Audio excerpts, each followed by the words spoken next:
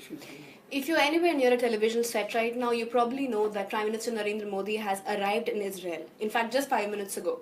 In the past few days, there have been a lot of reports, a lot of TV news coverage. There have been a lot of analytic pieces trying to figure out what this meet will be about, what issues will dominate the conversations. And this one is also holds a little special value because this is the first time an Indian Prime Minister is visiting Israel. I am Anira Chaudhary and this is Reza with me and we are live from Hindustan Times. Reza, what do you make of this visit?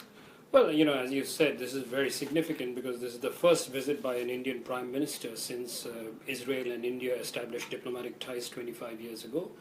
It's also very, very significant, and a lot of people in the Israeli media have made a big issue out of this because Prime Minister Modi is not visiting Ramallah, where the Palestinian Authority is based.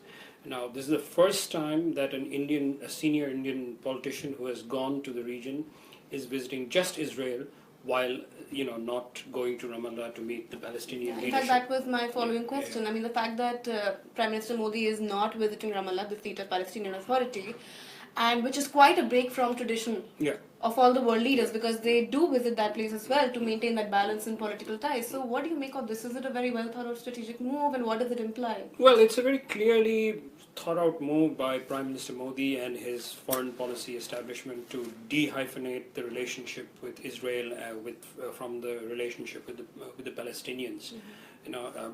Of course, the Palestinian president was here some time ago, I think about in May. So, India clearly is trying to balance out things, but at the same time, it's making it very, very clear that the relationship with Israel will move forward on its own steam. This is no longer a relationship that will be tied to developments in Palestine. But will there be repercussions of this? Well, it's too early to say, but the entire region around Israel is changing. Now we have come to the position where the Saudis are talking about possibly having a relationship with Israel. Recently on talk even Saudi diplomats, the impression one gets is that there are people who say the Islamic State is a bigger enemy for Saudi Arabia than Israel.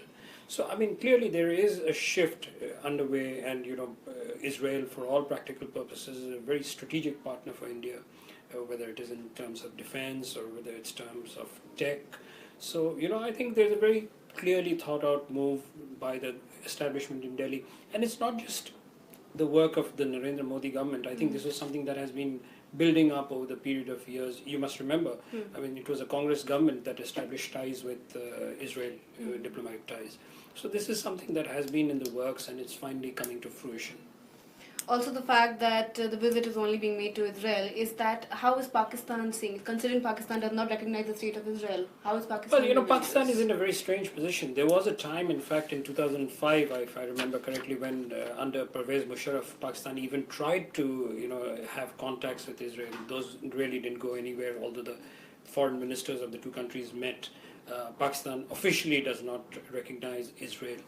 But, I have also seen comments by Pakistani analysts who are now saying that possibly it's time for Pakistan to do a rethink.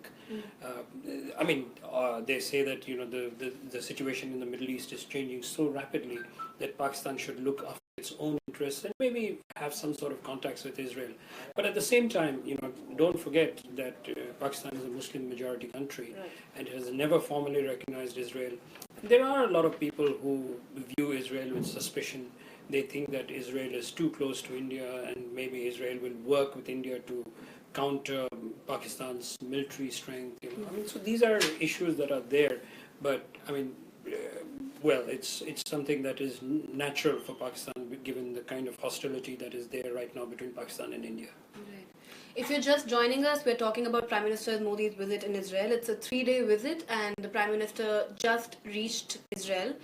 And talking about his arrival in Israel, a red carpet welcome, and the fact that Prime Minister of Israel, Benjamin Netnyahu, is himself present there, which they say this kind of honor is sort of reserved only for US presidents.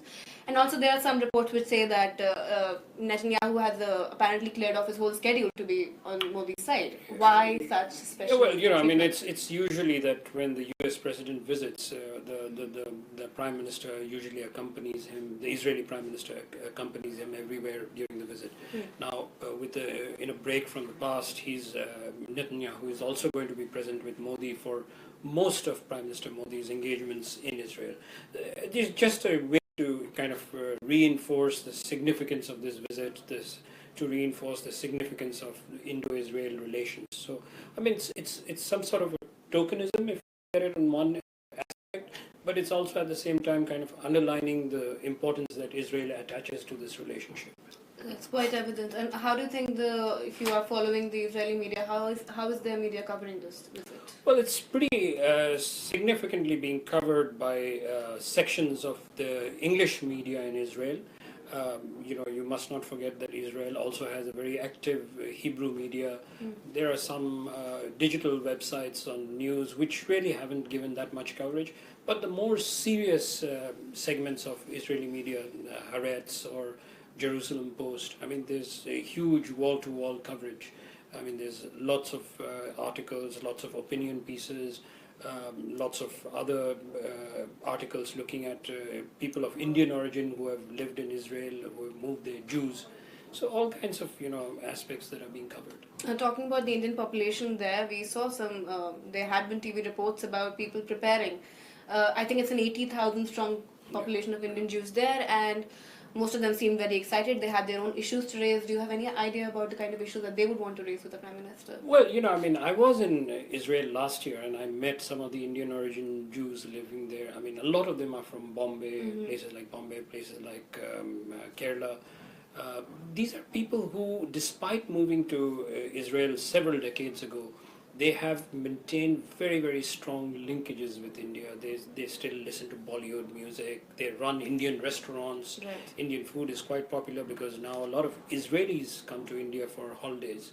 So, I mean, they do want to have solid links with India, in spite of having Israeli citizenship right now.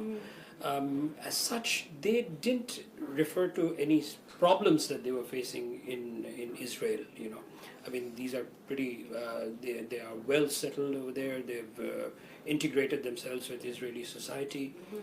So I don't think they'll be raising any issues, but I'm sure that Prime Minister Modi will be looking at the people of Indian origin in Israel to boost the relationships with Israel, to kind of give it added strength. I mean, I'm sure he'll use these people to, kind of reinforce the relationship, the bilateral relationship. Right. And if you are to talk about the issues of the 3-day visit, I mean, there are reports which say that the dominant issue in these 3 days would be the defense and the security collaboration between India and Israel. Is there any truth to this? Well, it's an interesting issue. In spite of the fact that India and Israel didn't have diplomatic relations before 1992, there have been several occasions in the past when the Israelis have come to India's help with military aid. They did it in 1965, they did it in 1971 during the war in Bangladesh. They played a very key role in the Kargil war when they supplied ammunition for the Bofors guns that were used to target Pakistani intruders in the line of control. There has been quite a lot of collaboration between Indian and Israeli security agencies, especially on counterterrorism. There's been a lot of work that has been done in the past few years on joint development of systems. I mean, it's really not taken off to the point where we have developed things, but it is getting there. There has been one significant development, which was the development of the Barak missile system. Israel is a key supplier of UAVs to India. But the interesting thing here is, and this is mainly from the reports in the Israeli media, this particular visit, in fact, it seems both the sides are not going to focus so much on the defense ties, security ties, because these are already well established. What a lot of people are talking about is India making use of Israel's expertise in water management. Israel is it's in a desert, but it has one of the best water management systems, and they are world leaders in using scarce water for irrigation. They are world leaders for desalination of seawater into drinking water. I believe an Israeli firm is already involved in desalination at the Kudankulam nuclear power plant in Tamil Nadu. So these are the things that people are looking at. Also, Israel wants to have more people-to-people contacts, more tourists. They want to have more collaboration in technology, in startups. More investments on both sides. So they're very interested in India's smart cities and clean Ganga program. They want to use their water expertise to help India to clean up the Ganga. So these are the issues I think that are going to be more dominant in Prime Minister Modi's visit. I mean, defense is already done. It's a done deal. We are already on good ground. Things are moving very smoothly.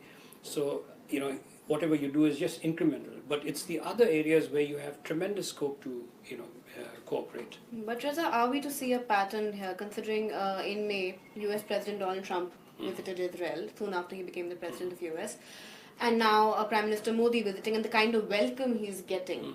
And we all know about the anti-Muslim rhetoric of Donald Trump, and as they say, this anti-Muslim rhetoric is rising in the world, in all corners of the world.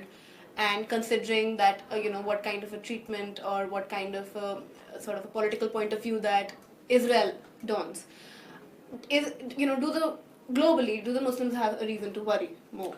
Well, Looking at it from a strategic point of view. Let's not forget another thing. Israel does have a Muslim minority too. I mean, a lot of people are not aware of this. There are Muslims living within Israel's borders, and these people are there. So, at the same time, India is home to almost 200 million Muslims. So, I mean, these are not small numbers, especially in India's case. So, I don't think it's something that people should be worried about. I mean, I don't think this is going to.